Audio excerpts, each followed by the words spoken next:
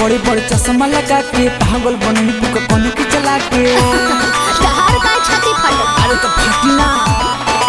अखिया पर बड़े बड़े चश्मा लगा के पागल बननी बुक कौन की चला के। अच्छा पानी साटे तमाल भइल पानी पानी।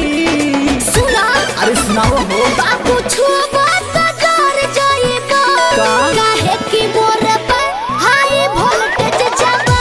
अरे तो फ्यूज हो। बाबू छुबा त डर जाइबो काहे कि मोर पर हाई वोल्टेज जवानी। दूर रहो। अरे तो हमरो 12 अगर वोल्टेज देवेला हाई वोल्टेज जवानी। कौन की चला के।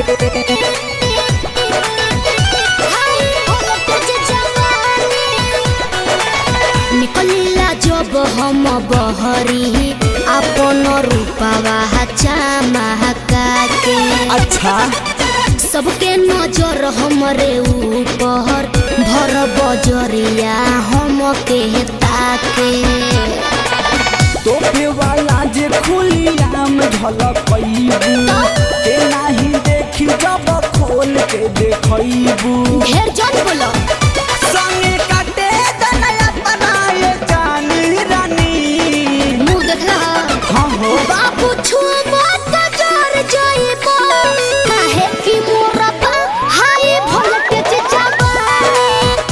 बाबू छुबा त डर जाइबो काहे कि मोर पर हाई वोल्टेज जवानी।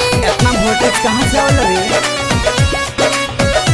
हाई वोल्टेज जवानी। कौन की चला के।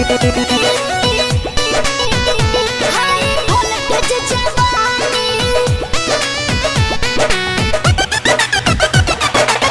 हमरा जैसन केहू नइखे हम तो बनल बानी एक पीस हो।